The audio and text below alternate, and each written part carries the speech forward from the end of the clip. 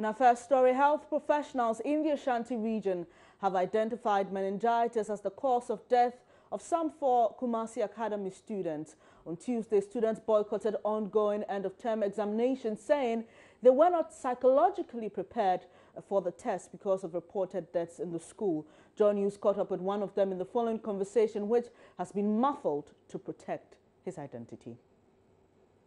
Yeah, I'm in class with one, and I know his behavior. He's always punctual in class. He's self-disciplined, and so far, he had never done anything bad. Yeah, like let's see, doing bad things like as other people do in the school. No. But how do you feel as students? Are you afraid? Yeah, I'm afraid. I'm afraid. Because I don't know when it will be my turn. Yeah, I'm afraid.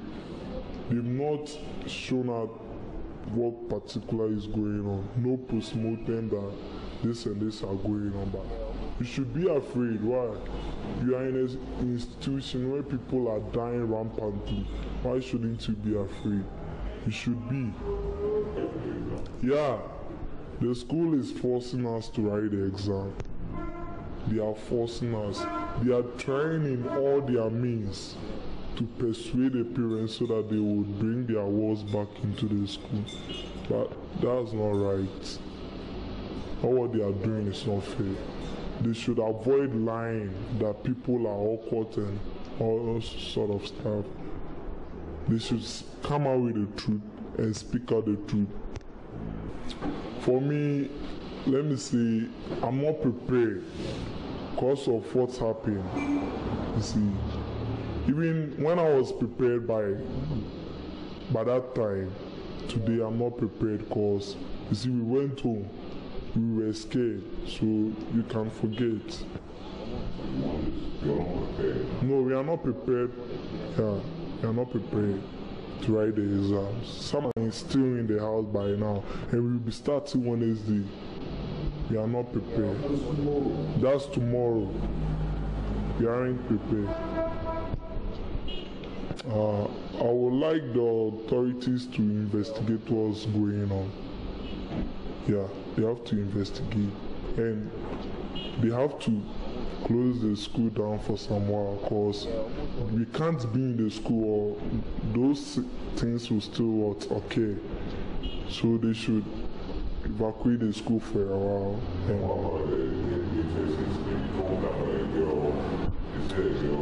The girl died a very long time. For me, my concern, the girl died for a very long time, and it's not today. Let me see, 1 week is now, yeah, a home economics girl. A home economics girl. Oh, thank you. Me, to my perception, is spiritual matters. There are more than 4. There are more than 4. 3 is not the actual figure. 3 is not the actual figure. There are more than 4. Form 1 died, followed by 3 followed by 4 form 2 students, and it's just reoccurring just like that.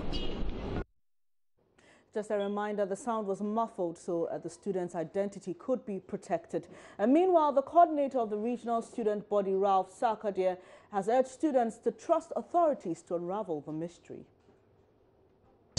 Wednesday, they are supposed to start exams for Form 1 and Form 2s, and we are hoping that latest by Wednesday, all the other parents should be able to bring their words over. And I think that for the media too, I have been very, very unhappy about the way the media created panic and pandemonium over there in the school. That very night, the Friday night, you realize that a lot of media reportage indicated that the students were dying and all that. So for me, it was a sharp deviation from exactly what happened over there. And that's why parents rushed over there seeking to take their words home. And it was a deviation deviation from or contrary to what was exactly what happened. So I think that the media can help in this circumstance, because if there's a parent who wants his ward to go over there to school, he wants assurances that my ward will be safe. And that, I mean, you went over there, you saw that the situation is very calm, everything is going on like nothing has happened, and we are entreating parents that if the situation is under control, regional director and the headmistress, school authorities have done everything possible to ensure that students are safe in school, and so parents should be rest assured. And the pathologists are doing their work. When they are done, we'll know exactly what happened. But for now, everything is calm, and we expect that parents will take their wards back to school.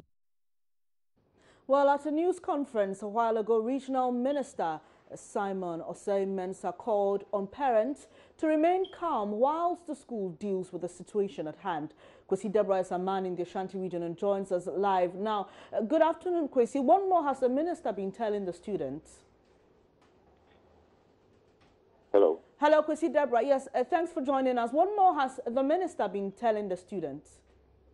Well, today the regional minister, Simon Osei-Mensah, organized a brief session, a media session today, and he talked about the course of the whole, how they were able to arrive at the findings. And he said that the club is as a result of the collaborative efforts of experts from Ghana Health Service at the district, regional and national level, together with an experienced colleague from the Konfonochi Teaching Hospital. And he again was addressing the parents, and he told them that they are organizing an urgent meeting of the regional epidemic management committee, and also designating hospitals for all senior high schools. So when there's an outbreak of disease, they know where to go, and so the finding the cause of the disease will be very, very easy.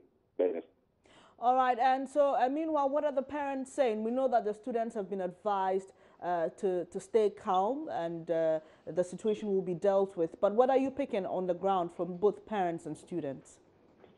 Well, I spoke with some of the students and I asked them about their condition in the dormitories, and they told me that it's a bit congested, and the ventilation there is not so appreciable. So outside what I also spoke with some of the parents, and they also expressing a lot of fear that should they allow their wards to sleep in those dormitories is going to be very difficult for them in the near future.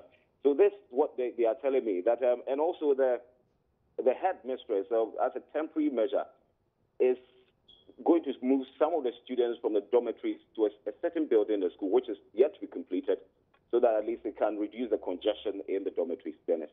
Thank you very much for those updates. My colleague Kwesi Deborah coming to us from the Ashanti region, specifically on the issue of deaths at the Kumasi Academy. We are hearing from health officials that the deaths were actually caused by meningitis. Still in the Ashanti region, but away from the Kumasi Academy, customs checkpoints personnel in the region say they are battling with snakes and other reptiles at duty post in darkness due to the absence of electricity supply to them.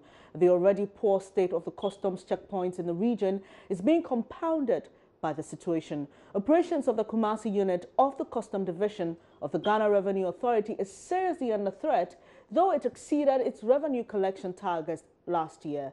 Prince Apia visited these checkpoints and reports. The Kubeasi checkpoint on the Accra-Kumasi highway is one of 5 under the Kumasi unit unconnected to the national grid. Officials resort to generators to illuminate their structures to work at night. For over a month now, the generator had broken down and personnel have had to use torchlight for vehicular and cargo inspection. Solar panels installed at the checkpoint have been non-functional for nearly 5 years. Customs officers struggle in darkness at the expense of their lives to check smugglers. Sometimes, drivers are expected to be carrying smuggled goods in their trucks on vehicles defy orders to stop. They knock off these weak barriers and speed off, leaving the security personnel helpless. ACP Kwesi Ahiakpo as regional commander. Extremely critical. It's crucial. You have a checkpoint at Kubeasi and there's no electricity. And if you've seen the kind of reptiles, snakes, scorpion and all the other things that officers kill at night, and they are using torchlight. I honestly, it is not only restricted to Kubeasi, but it's everywhere, every checkpoint, the lack of facilities. Meanwhile, that is where we stop all these vehicles you are seeing here and collect all the taxes for the state, and nobody seems to be bothered. Smugglers don't operate during the day. So if he's even coming and then he realizes that if in the checkpoint there's no light there, you are using torchlight flagging him to stop, he will not mind you. You see where most of our checkpoints are. It's all connected to the national grid. Yes, and we need to have these gensets in place, you know. And like I've always been saying, the checkpoints are not properly built. They should have been properly built with proper offices and proper residential accommodation, proper baggage hall. You see, but it's just a makeshift something. And I have never been impressed, and I will not pretend. Meanwhile, Nestra, a subsidiary of Ashform, has donated 13,000 Ghana cedis worth of a 6.5 kVA power generator to the Kumasi unit. Marketing manager Nana Yawa Ampemda Kwanchi pledges to build a proper barrier. We came here in response to a request that was made to us concerning, a need to lighten up the various checkpoints for thefts. In fact, when you look at the places that they mentioned, that was mentioned in the letter, you could clearly see sometimes you're driving in the night and the place is just too dark, for a workload like thefts to, live within that condition to work. So our management decided that, okay, why not help? Because at the end of the day, it will speed up processes in their daily activities. The gesture, however, is limited to the Kubeasi checkpoint. ACP Ahiako says support by corporate institutions is welcome, but it will not compromise his work. Their companies sponsor Miss Ghana, companies sponsor Ghana 60. Does that mean that Ghana will not collect taxes or do business with them? So I don't think so. And if you are assisting with that mind, with strings attached, you better don't assist me. Because when push comes to shove, I will not bend the rules for you. No, I don't think that's why they are doing it. They are too smart businessmen to delve into that. Prince Apia reporting. Now on Galamsey and its effect on Ghana's land and waters, let's take you back to the community of Asamama in the Atiwa district of the Eastern region. Recently, 6 illegal miners were kidnapped there. Joy News' Latif Idris followed up. So, no Galamsey, no work for this Ghana, no work for the whole Ghana. The truth of the matter is that Galamsey have to end because we have people who are doing illegal mining. You see, they have to regularize the thing then. Those who have their papers will do correct job. After they have graduated, they will reclaim the land and take the land. But now, people are just doing it because they want to do it because of the money. But one, we need the land to. People who excavate, they will not reclaim them. The holes will be there. People are dying. So as for that one there, for me, I am in support. And one thing I want the government to pursue is the Chamfa. Those people who are in the Bremo River. As for that one, you have to eliminate all of them. As for that one, you have to make sure that those people, because they are spoiling the water. But you are here, you are the immediate people. What have you done as a miner yourself to end the level of confined? As for 80K, we have tried our best. Oh, they came on Asaman because it's our concession. We tried to stop them and we stopped them. So for us, we have done our best. So the government has to come in because we can't fight it. The government has to support it so that we can move all of them. So you think your brother's point here shouldn't stay? That's no. We can't end Galamsey. We can end it. Because you see, every time, the truth of the matter is, if the government comes, they will pursue it for 1 month, 2 months, and they will stop. That's why people are saying, oh, this one is just for fun, they will just stop. But we need a government who is serious, who can pursue it.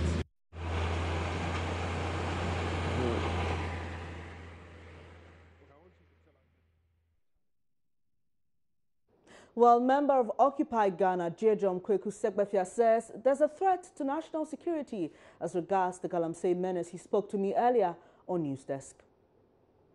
There's a threat to national security to let Galamsey stand, and this is what the lesson I pick up from the Ivorian incursion into some of these, and they're not the only ones. In the Upper East and Upper West region, these are extremely remote areas where journalists can't ordinarily reach. Other nationals are mining our gold and messing it up. Just take a satellite view on Google Earth of Ghana. The only blue streak you would see is of Lake Volta. Everything else, from Ofin to Birim to Pra, is brown, and it empties all this sluggish brown mass into the ocean in the Gulf of Guinea. You can see the whole brown thing at the bay. You understand?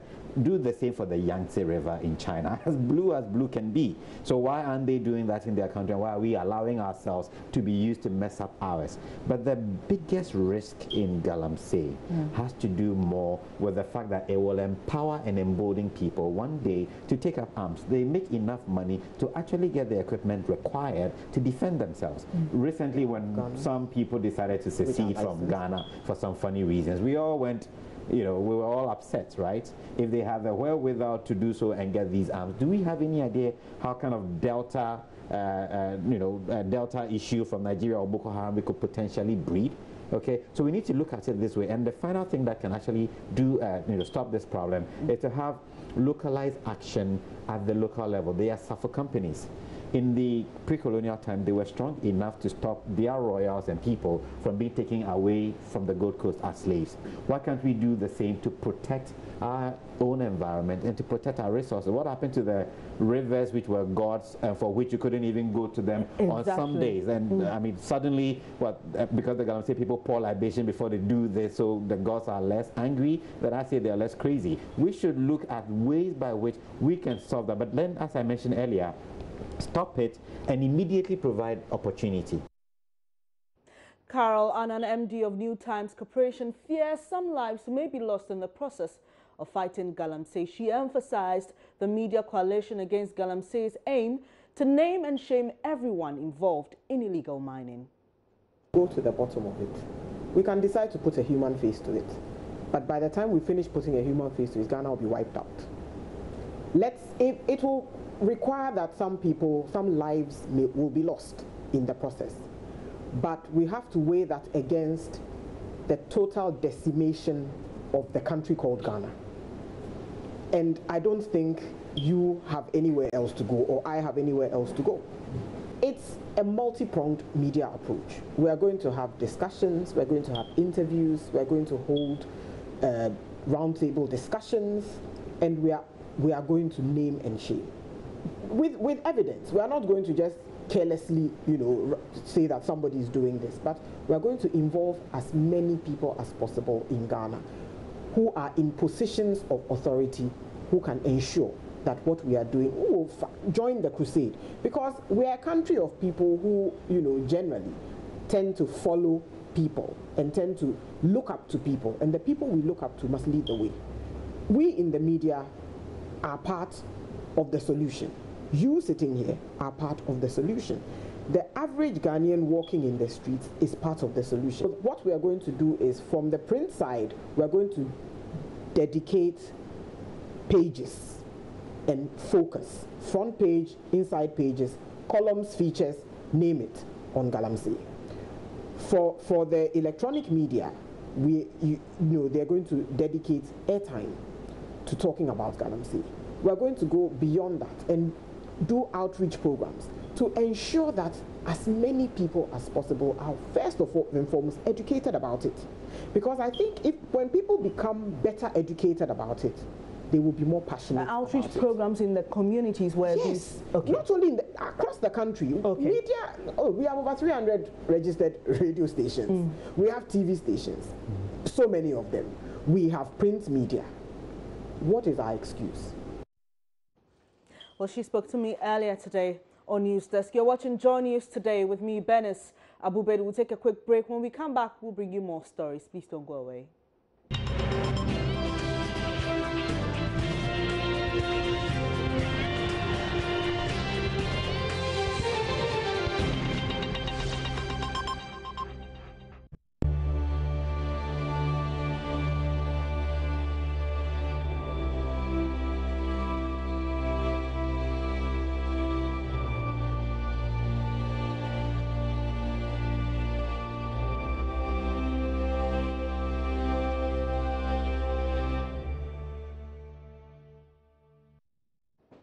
Today marks the final day of the royal visit of Her Royal Highness Princess Anne, second daughter of Queen Elizabeth of England. Princess Anne, as part of her itinerary today, is paying a courtesy call on the Asantehene Otumfuo Osei II. Let's go live to my colleague Erastus Asare-Donko to bring us up to speed on her visit to the Asante Kingdom. Hello, Erastus. Yeah, Benny. Yes, good afternoon. Now, has the princess arrived at Minsha? Exactly. She arrived about an hour ago, and we met her at the Kumasi airport. The Asantehene and son of the Otumfuo, and we were escorted straight to the Meningitis Palace, where a Deba was held in her honor. And indeed, in her speech, she said that a lot has happened since she last visited. This is the third visit, and indeed, she's happy to come back to Meningitis Palace to see Otumfuo himself.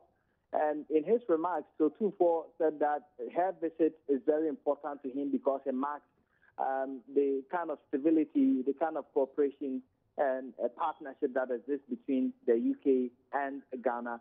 And he's looking forward to more projects between the two countries to enhance the living of the people.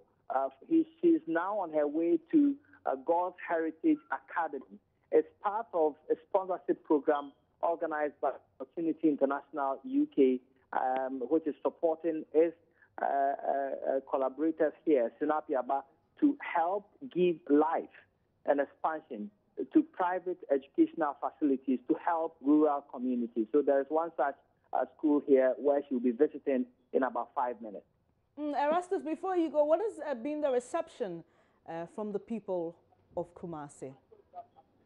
In fact, from the airport straight to Meningitis Palace, there were people who were gathered along the streets, especially from the airport roundabout to Meningitis Palace, greeting her as she went by. And then at the palace gate, we had a number of school children who had gathered in there with Ghana flags, waving at her and appreciating her visit as she went in. At the Deba grounds, it was a massive representation of all the paramounties in Ashanti region, and the Otumfuo himself sitting in state with all the traditional regalia to receive her. So it has been a great occasion for her, as she herself attests to it.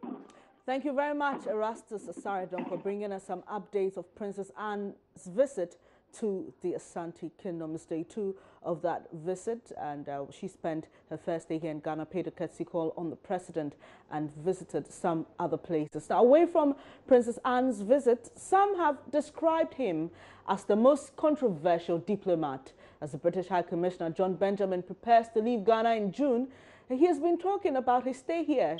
John Benjamin believes some Ghanaians take certain comments he describes as British humor far too serious. He believes traditional diplomacy is sometimes veiled from the public, hence the need for diplomats to interact with people on social media. I'm leaving in June, which means there's still a few weeks to have another conversation if you want to. But yeah, I'm into my last, I guess, 3 months. It's sad. I love Ghana very much, but that's just the fate of diplomats. We have these chapters of 3 or 4 years in different countries, and we move on. And in my case, I'm going back home to London. Are you going to miss your contribution to social issues here in Ghana? Before you answer that, I want to find out from you your take on President Akufo-Addo's 110 ministers. You know, there's been a lot of talk on social media, and you are very present on social media. What's your take on that? Well, it's obviously up to every president here in Ghana to appoint who he sees fit. And I think this isn't just about Ghana. I think it's about UK or anywhere. What really matters is what do they do? What's the performance of the ministers who together make up the government? And then the people decide, right, every 4 years. So in 2020, the people of Ghana will be asked to decide again what they think the performance has been over the 4 years of this government.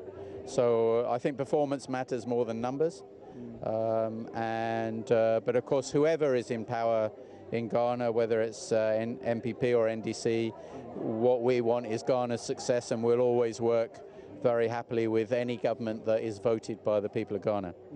So what would you miss about Ghana And if you're talking about the food, the culture, the people, what exactly would you miss? Well, most of all the people, and I've got many, many friends here, because wherever I've been in the world as a diplomat, I've always avoided the expatriate scene, because personally I think, what's the point of going to live in another country if all your friends are from your own country, or from it's much better to have a large group of local friends. It helps you understand the country, helps you understand the culture. So most of all, I'll miss my friends. I'll miss the daily interactions with government on many vital issues. I'll miss travelling around Ghana. I've got to see most of the country, most recently Mole National Park just a couple of weeks ago.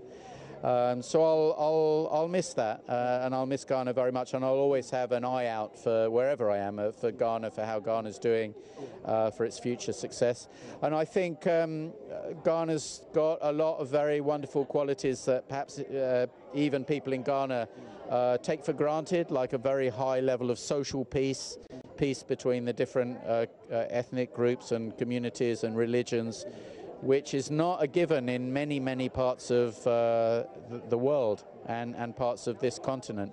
So I think Ghana still has a very, very bright future, but lots of challenges, and I'll always be a supporter of Ghana's future success. You talked about immersing yourself in the culture that you find yourself. Some have said that in your attempt to immerse yourself, in the culture, in the Ghanaian culture, you've meddled in the affairs of Ghanaians, contributing to very sensitive issues.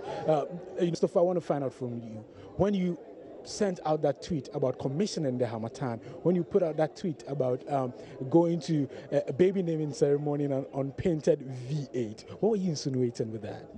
Well, look, I think sometimes people take this sort of thing far too seriously. I think that, yes, I'm aware of that. Obviously, I don't agree with that accusation. But I think in the 21st century, it's an age of democracy. It's an age of mass communications. And we're certainly encouraged from London to be part of the debate that's going on there. I would partly throw that back by questioning what good is an ambassador of a country who goes to another country for 3 or 4 years. Nobody knows what they do, nobody knows their name, nobody ever hears anything from them. That's a very safe way of doing business, but it leaves no after effect. But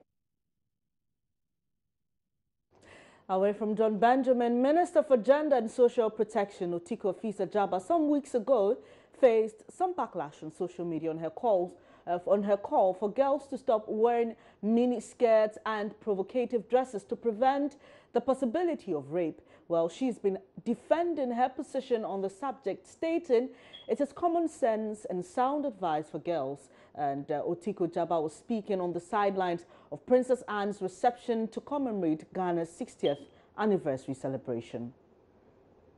The girls backlash at all. In life, there is no right without a responsibility. Sometimes I think my detractors, they overdo it. Every right has a responsibility. I was speaking as the Minister for Gender, as a Krobo woman, and as a mother. And I talked about excellence of the girls and the role of stakeholders. I talked about the role of teachers and the fact that teachers are the carers of our children. So they have the responsibility to ensure that they learn, and the male teachers should not impregnate them. Also, they have the right to go to school, but they have the responsibility to learn and achieve their dreams and reach out for the stars. And they have the right to be fashionable, to dress as they wish, but they have the responsibility to be careful that the fashion does not in any way attract somebody to rape them. It is common sense. Why do you use a condom? To protect yourself from sexual diseases or from unwanted pregnancy. Why don't you build your house in the middle of the road? Because a car could hit you. Even when there is a zebra crossing, you look left and right. Is any advice that any mother, any minister would give to a child? So do you still stand by that point that you made? But of course. Would you want your child to dress anyhow? It doesn't mean that somebody should go and rape you because of the way you dress. No. I have 10 minutes to make a chairman's remarks. I cannot say everything in my speech. And so I chose the salient points. And somebody decides that that is the part that will sensationalize issues and demonize Otiko, that is his right. It's now time for business here on Joy News Today. Manuel Abwajiri will join us after this short break.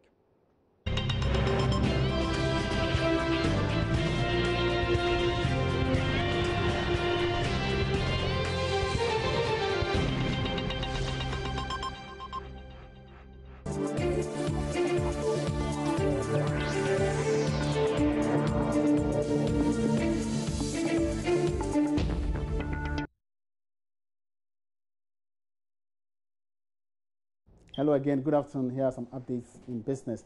Ratings agency Moody's is warning of an economic crisis for cocoa growing countries like Ghana and the Ivory Coast. The agency is basing its warning on the 30% drop in cocoa prices. The following report has more. According to Moody's, the price of cocoa has dropped by 30% to a 10-year low and was trading at around 1,889 tons a barrel as at the middle of February 2017. The ratings agency says the significant drop would put pressure on Ghana's revenue from this commodity, a development that will affect government finances going forward. The agency maintained the development, if not handled well, could even affect Ghana's credit ratings because it impacts on budget overruns, economic growth and household incomes. Funds raised from international banks for cocoa beans purchased from local farmers has gone a long way to stabilize the city. Cocoa last year brought in some $2.4 billion and contributed around 6.5% to the economy and employs about 40% of the working population in the agric sector. Analysts say any crisis in this sector will not be good for the country, following recent revelations that Cocoa Board has exhausted the almost 2 billion cedis raised for cocoa purchase last year. This means that government would have to embark on another fundraising for cocoa purchase before the end of the crop season. Away from that, the Bank of Ghana has indicated there would not be any special arrangement for banks when the new capital requirement finally takes off. The central bank last month disclosed it will soon be coming out to announce a new minimum capital requirement for banks operating in the country. By the head of banking supervision of the Bank of Ghana, Raymond Amanfo, says the timeline would be the same for all banks. We'll bring you details of this particular story shortly on the marketplace at 1 p.m. My name is Emmanuel Apuachi Riafi. Good afternoon.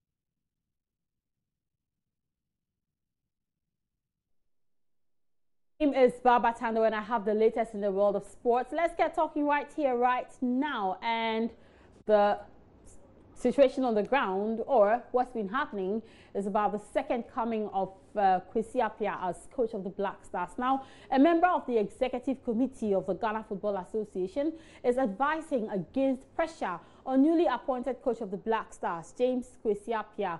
Frank Nelson Iwokolo was on the AM show earlier today. Well, it's important and very good for us to look for trophies, but I think that that pressure should be taken off Kwesi. I will make that categorical statement that, yes, every tournament you want to go, you want to succeed, you want to win trophies. I mean, but at the end of the day, he's just, I think the pressure of trophy should not be the first key for us to go in. The thing for me is for him to build a formidable team, to build a formidable local, the Black Star that will be based on, I mean, have local influence that people will think that in the next 2 years, in the next 3 years, we can count on these players to be able to move the nation forward. Given the pressure of just, for instance, we have Russian qualification, you say, okay, it should qualify the nation to Russia and then go and win the World Cup. That would be a big pressure. Or do you think that the AFCON in 2019 is just by the corner, he must win? I don't think, yes, as a coach, he knows that that is an honor, that is a demand on him. He must, for him to succeed, to make his CV clean, I think he knows that those things are very important for him. But then that pressure for me, I think it should not be. pushed so much. If we get it, yes. Now, former Ghana international Sam Johnson says the Ghana Football Association must allow James Kwesi Appiah to work in liberty without interference.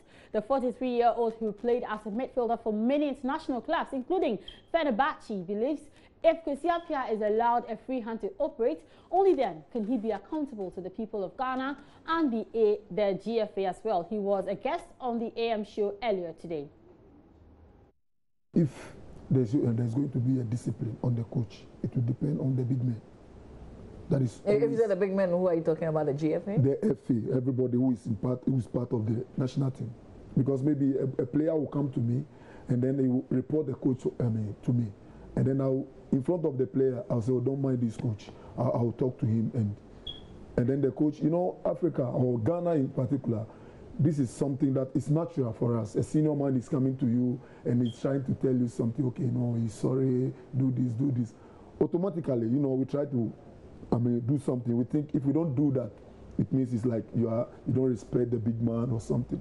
But maybe the way that the big man is going to tell the player in front of you, that will make the player, see that no, I can do anything I like. If I go to see this big man, he can go and say something. But if we give them the chance that, okay, this is the coach, that is his decision, you can deal with the coach. They will know that the coach have power to do everything that he can do. And if we stop those things and then we focus on the coach and coach, this is what we want you to do. Do it. Leave him alone. Let him do whatever he wants to do. If the thing is not going nowhere, my friend, you can't do it. But you try to do something for him, and then if the thing is not going nowhere, you hang him. I think we have to show the respect supposed to start from the big man towards the coach, and then the players also will know that no, this is how. Even if the big man cannot go in there, then it means me the boy, I can't do anything about it. So we need to see those things, and then that respect will come. So lots of talking points about Kwesi Appiah and his second coming, but we'll bring you more in our subsequent bulletins. But for now, there's some midweek action today as the Ghana Premier League bends into week 10. Ash Gold and Mediama SC, they will have themselves to blame if they fail to win their respective matches. Mediama SC will need to win their game against Asante Kotoko if they want to give themselves some glimmer of hope of escaping relegation. Now, let's see other fixtures that are happening in week 10 of the Ghana Premier League, and it's hard to focus up against Bechem United. That game will be played in Accra. Inter Allies is up against Chelsea. That will be played at the Elwak Sports Stadium, also here in Accra. Then the big one for today, if you ask me, the top headliner for this afternoon will be that one between Mediama SC and Kotoko. Like I told you, Mediama SC need to escape relegation. They need to move out of that zone, and Kotoko is placed first on the Premier League log. Dwarfs are up against Tema Youth. That will be played in Cape Coast. Boga All Stars take on Elmina Sharks at the Tamale Sports Stadium. Then Ash Gold, who are also in some form of trouble with respect to relegation, they travel to the Sogakope Park to play against Wafa, who themselves are not, finding their rhythm in this season's Premier League. Liberty Professionals, they host Adriana Stars. While All Stars, defending champions, can they indeed hold on to the league trophy they won last season? We don't know about that, but certainly the result from that game this afternoon against Olympics in Wa will determine if indeed they have any chance of defending the title they won last season. Right, so there's more on the sports page of myjoyonline.com. We're also tweeting live on the handle Joy Sports GH. On Facebook, we're giving you live updates. Our address is Joy Sports. Look for us, follow us, and do like us. And you can follow me personally on Twitter. My handle is @Babatando. That's your sports for now. Good afternoon.